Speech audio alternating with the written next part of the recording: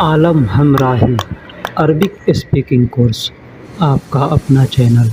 बराए मेहरबानी चैनल को सब्सक्राइब करें। मैं थक गया हूँ या थक चुका हूँ। मैं थक गया हूँ या थक चुका हूँ को अरबी में अगर बोलना होगा तो हम कैसे बोलेंगे? किसी से बोलना होगा तो कैसे बोलेंगे? अना ताबान। अना ताबान।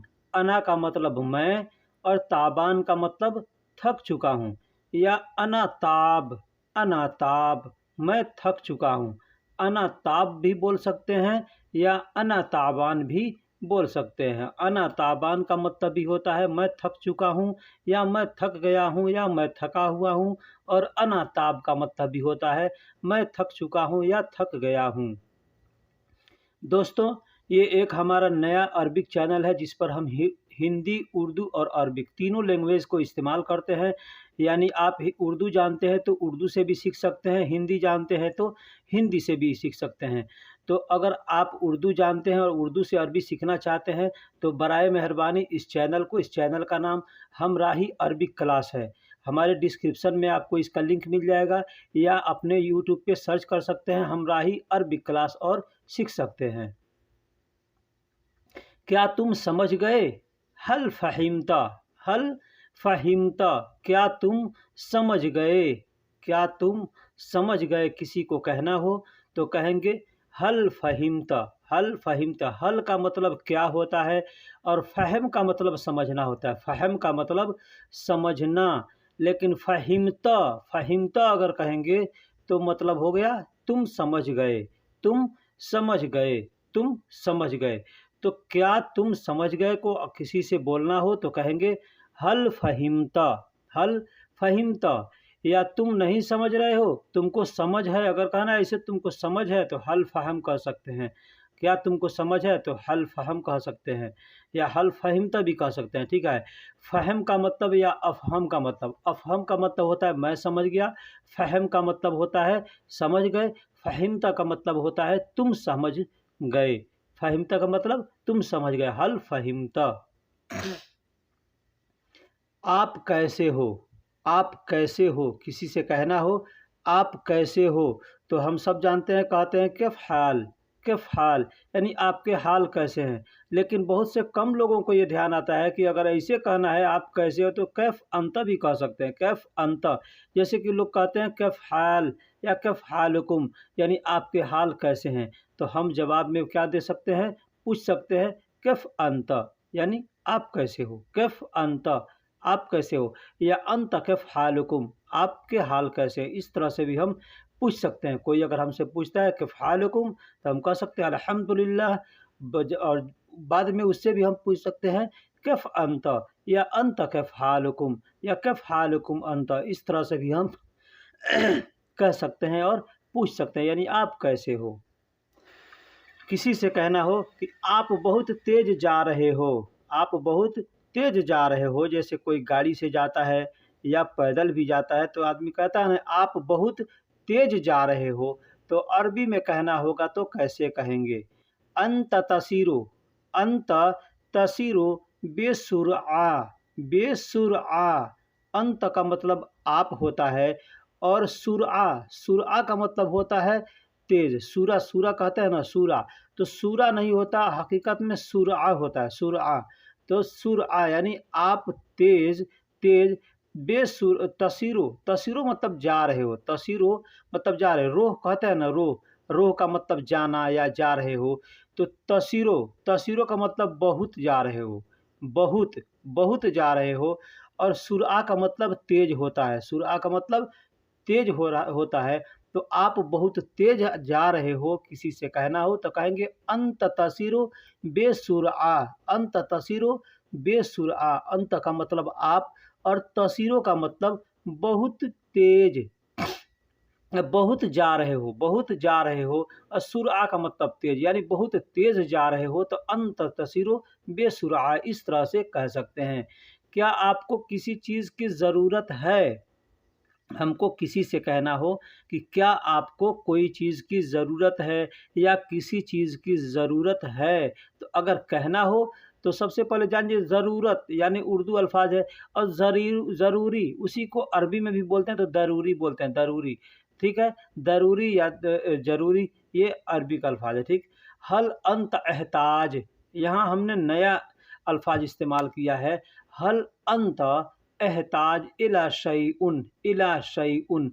हल का मतलब क्या होता है, अंत का मतलब आपको, एहताज या तहताज, एहताज या तहताज का मतलब ज़रूरत होता है, ठीक। एहताज या तहताज का मतलब ज़रूरत होता है। इला शैउन, इला शैउन यानी किसी चीज़, किसी चीज़, किसी चीज़, यानी क्या आपको किसी चीज़ की ज़रूरत है, तो हल अंत तहताज इला शैउन, यानी क्या आपको किसी चीज़ की ज़रूरत है, किसी से कहना हो तो आप इस तरह से कह सकते हैं, हल अंत तहताज इला शैउन, क्या आपको किसी चीज़ की ज़रूरत है। शय का मतलब सामान होता है, शैउन मतलब सामान होता है, ठीक है, चीज़ होता है। हल का मतलब क्या होता है, अंत का मतलब आप, तहताज का मतलब ज़रूरत होता है, तहताज का मतलब ज़रूरत होता है। इला शैउन मतलब किसी चीज़ की, किसी चीज़ की। तो क्या आपको किसी चीज़ की ज़रूरत है, अगर हमको किसी से कहना हो तो हम कह सकते हैं हल अंत तहताज इला शैउन। अल्लाह आपको नवाज़े, अल्लाह आपको नवाज़े। हम किसी को दुआ देते हैं, हम किसी को दुआ देते हैं, कोई हमसे मिलता है, हाथ मिलाते हैं, मुसाफ़ा करते हैं और आदमी सुनता है उसकी तरक्की, उसकी बड़ाई, तो आदमी उसको दुआ देता है। क्या कहता है? अरबी में कह अरबी में कहना होगा तो हम कैसे कहेंगे? हिंदी में तो हम किसी तरह से कह दे सकते हैं कि अल्लाह आपको तरक्की दे, अल्लाह आपको और दौलत दे, अल्लाह आपको और नवाज़े, इस तरह कह सकते हैं। लेकिन अरबी में कहना होगा तो कहेंगे अकरमकल्लाह, अकरमकल्लाह, अकरमकल्लाह, यानी अल्लाह आपको और नवाज़े, अल्लाह आपको और तरक्की दे। इसका मतलब ये होता है अल्लाह आपको नवाज़े या अल्लाह आपको और तरक्की दे, मतलब अकरमकल्लाह, अकरमकल्लाह। ऐसे बहुत से दुआएँ हैं, जैसे हय्यकुमुल्लाह यानी अल्लाह आपको हयात दे, अल्लाह अल्लाह आपको हयात दे। अकरमकल्लाह अल्लाह आपको नवाज़े, अल्लाह आपको नवाज़े, इस तरह से हम कह सकते हैं। मुझे अफ़सोस है, मुझे अफ़सोस है। किसी जगह हम जाते हैं और किसी के साथ कोई हादसा हुआ रहता है, चाहे किसी घर में मैयत हुई रहती है या कोई तकलीफ़ में रहता है, तो आदमी जाता है तो वहाँ बैठता है, हाल-चाल पूछता है, तो आदमी क्या कहता है? मुझे अफ़सोस है इस बात की। आदमी कहता है ना, तो यहाँ अरबिक में अगर कहना होगा तो क्या कहेंगे? अना आसिफ़, अना आसिफ़, अना आसिफ़, यानी मुझे अफ़सोस है। अना आसिफ़ यानी मुझे अफ़सोस है, मुझे अफ़सोस है, मुझे इस बात का गम है, मुझे आपकी तकलीफ़ को देख कर के गम है, अफ़सोस है।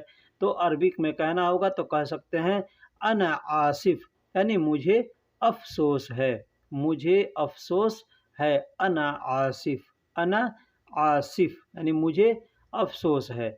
दोस्तों, हम हर अरबी के छोटे से छोटे अल्फाज का मतलब इसलिए बतलाते हैं ताकि आपको अच्छे से समझ में आए।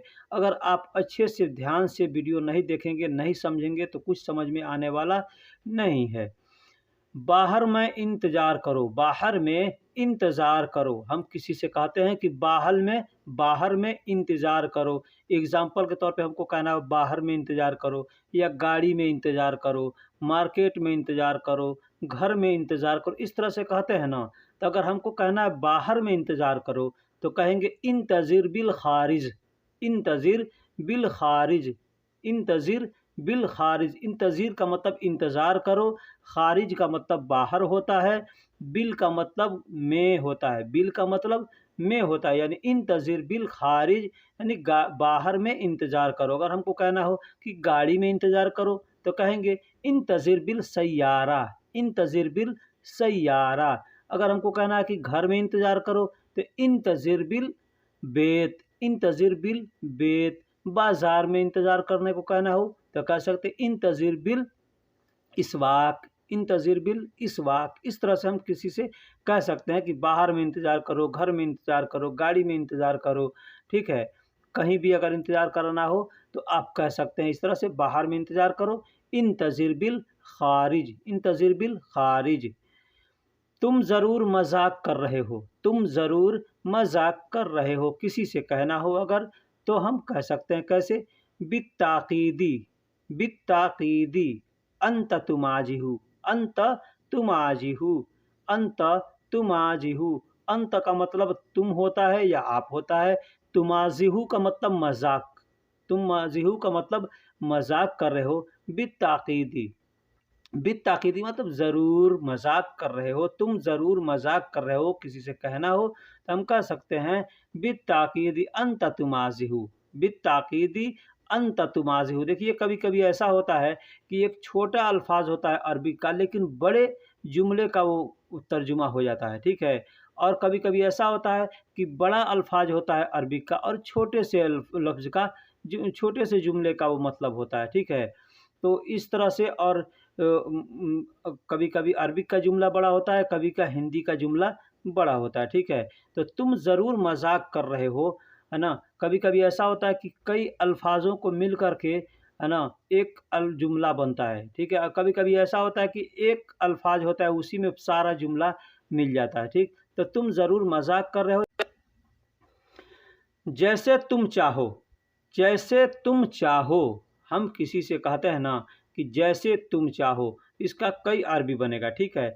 एक तो ये है जैसे तुम चाहो, कमा तशा, कमा तशा, यानी जैसे तुम चाहो, जैसे तुम चाहो, कमा तशा, कमा तशा, या इंत ऐसे कह सकते इंत अबगा, इंत अबगा, तुम चाहो, तुम चाहो, ठीक है? इंत अबगा, अगर हमको कम अरबी मालूम है तो ऐसे अगर कह सकते हैं इंत अबगा, इंत अबगा कह सकते हैं तुम चाहो, तो मैं ये कर सकता हूँ, ठीक है? लेकिन ऐसे शुद्ध अरबी है कमा तशा, मतलब जैसे तुम चाहो, कमा तशाउन या कमा तशा, कमा तशाउन, कमा तशाउन या तशाउन भी कह सकते हैं या तशा भी कह सकते हैं, यानी जैसे तुम चाहो, कमा तशा, कमा तशा, यानी जैसे तुम चाहो, ठीक? किसी से कहना हो तो हम इस तरह से कह सकते हैं। ये अब 3 अरबी का जुमला है, अल्फाज है, लेकिन हिंदी का, लेकिन अरबी का 2 है, इसमें मिल कर के कमा तशा, यानी मैं जैसे तुम चाहो, मैं रोड पर हूँ, मैं रोड पर हूँ। अब देखिए अरबिक में इसमें 4 अल्फाज है और हिंदी में 4 अल्फाज है और अरबिक में 3 अल्फाज है। अना फ़ी तरीक़, अना फ़ी तरीक़, मैं रोड पर हूँ, मैं रोड पर हूँ, अना फ़ी तरीक़, मैं रोड पर हूँ। इसको अगर हमको कहना हो किसी से कि मैं रोड पर हूँ या मैं गार्डन में हूँ, मैं फलाँ जगह हूँ, तो आपको जगह का नाम मालूम होना चाहिए कि हमको कहाँ कहना है, ठीक? तो मैं रोड पर हूँ, अना फ़ी तरीक़, मैं रूम में हूँ या मैं रूम पर हूँ, अना फ़ी गुरफ़ा, इस तरह से कह सकते हैं। मैं दुकान पर हूँ, अना फ़ी महल, मैं दुकान पर हूँ, हैं? मैं बाज़ार में हूँ, अना फ़ी इस्वाक, इस तरह से कहते हैं। मैं गार्डन में हूँ, अना फ़ी हदीक़ा, अना फ़ी हदीक़ा, यानी मैं गार्डन में हूँ। इस तरह से आप कोई भी सेंटेंस बना करके आप किसी से बात कर सकते हैं। सबसे पहले मैं एक बात ख़ास बताऊँगा कि आपको हमेशा अपना एग्ज़ाम लेना चाहिए, इम्तिहान लेते रहना चाहिए। कैसे? आप एक कॉपी लीजिए और कॉपी पर एक कोई जुमला लिखिए, उसका तर्जुमा नीचे लिखिए। अगर आप सही से तर्जुमा लिख ले रहे हैं तो यानी वो अल्फ़ाज़ आप सीख चुके हैं। इस तरह से आप करेंगे तो आपको फ़ायदा बहुत होगा, ठीक? और आपको मालूम भी चलेगा कि आप कितना सीख चुके हैं। तुम मेरे साथ आओ, तुम मेरे साथ आओ, अगर कहना हो किसी से तो क्या कहेंगे? अंत ताल मआ, अंत ताल मआ, यानी तुम मेरे साथ आओ। इन तताल सवा भी कह सकते हैं, सवा का मतलब भी साथ होता है और मआ का मतलब भी साथ होता है, यानी तुम मेरे साथ आओ, कहना हो किसी से तो अंतताल मआ या इन तताल मआ या अंतताल सवा या इन तताल सवा कह सकते हैं। अब यहाँ एक बात ध्यान दीजिए, औरत को कहना होगा तो इंती का इस्तेमाल करेंगे, ठीक? औरत को कहना हो तो इंती का इस्तेमाल करेंगे। मर्द से कहना हो तो अंत या इंत, दोनों में से कोई अल्फाज इस्तेमाल कर सकते हैं। अंत का मतलब भी तुम या आप होता है और और इंत का मतलब भी तुम या आप होता है। इंती का मतलब भी तुम और आप होता है। तो इंती औरत के लिए औरत के लिए इस्तेमाल करते हैं, और अंत या इंत मर्द के लिए इस्तेमाल करते हैं। और ताल का मतलब आओ, किसी को बुलाना हो तो हम कहेंगे ताल, ताल नहीं आओ। मआ का मतलब साथ होता है, मआ का मतलब साथ होता है, या सवा का मतलब भी साथ होता है। मैं शहर में रहता हूँ, मैं शहर में रहता हूँ, अगर किसी को कहना हो तो क्या कहेंगे? अस्कुनु फी मदीना, अस्कुनु, अस्कुनु यानी मैं रहता हूँ। फी का मतलब मैं है यहाँ पे फी का मतलब में भी होता है और है भी होता है, ठीक। तो मैं शहर में रहता हूँ, यानी अस्कुनु फी मदीना। मदीना का मतलब शहर होता है, शहर को मदीना कहते हैं, अरबी में शहर को मदीना कहते हैं। एक तो मदीना शहर है, जो नबी का शहर है, उसकी बात हम नहीं कर रहे हैं। शहर को अरबी में मदीना कहते हैं, मदीना, मदीना, मदीना मतलब शहर होता है। तो अस्कुनु, अस्कुनु फी मदीना यानी मैं शहर में रहता हूँ, मैं शहर में रहता हूँ। यही कहना हो कि मैं गांव में रहता हूँ तो क्या कहेंगे? अस्कुनु फी क़रिया, अस्कुनु फी क़रिया। क़रिया का मतलब गांव होता है, और मदीना का मतलब शहर होता है। ये चीज़ को ध्यान दीजिएगा कि क़रिया का मतलब गांव होता है, लोग गरिया भी कहते हैं या करिया भी कहते हैं, ठीक है।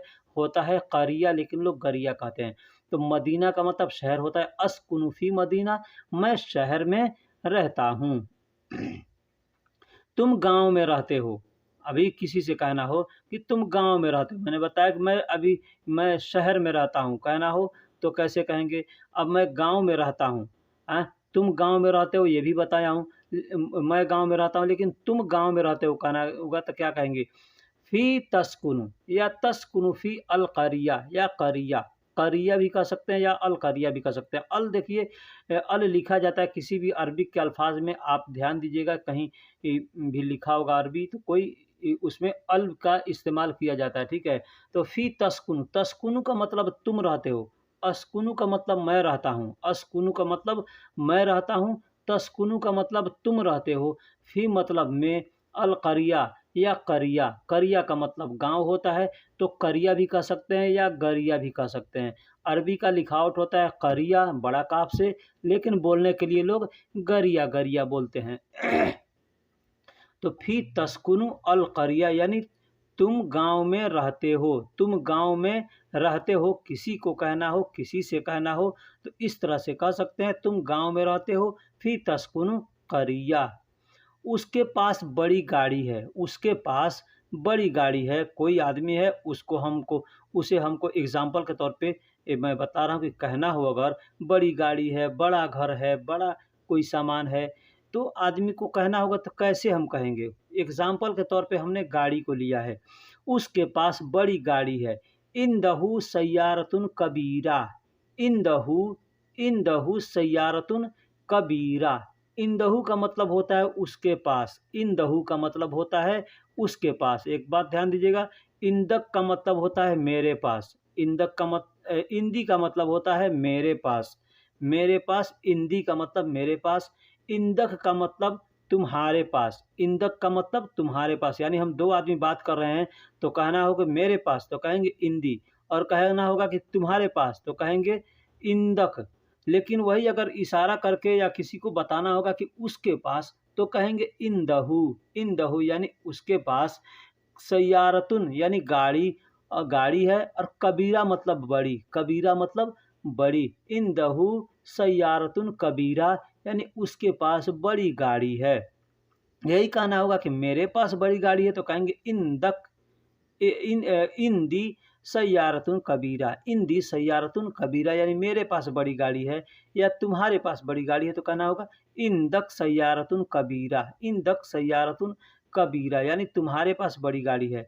लेकिन हमको कहना है उसके पास बड़ी गाड़ी है तो हम कह सकते हैं इंदहु सय्यारतुन कबीरा यानी उसके पास बड़ी गाड़ी है। अब यहाँ अगर छोटा हमको कहना हो तो कबीरा की जगह पे हम सगीरा का इस्तेमाल कर सकते हैं। कोई भी सामान है, बड़ा है तो कबीरा कहेंगे, छोटा है तो सगीरा कहेंगे। अब हमको फ़र्क कैसे महसूस होगा कि ये बड़ा है या छोटा है? एग्जाम्पल के तौर पे दो सामान है तो उसमें एक छोटा है और एक बड़ा है, तो जो छोटा है तो उसको हम सगीरा कहेंगे और जो बड़ा है उसको हम कबीरा कहेंगे, ठीक। तो दोस्तों वीडियो कैसी लगी आप हमको कमेंट बॉक्स में ज़रूर बताइएगा।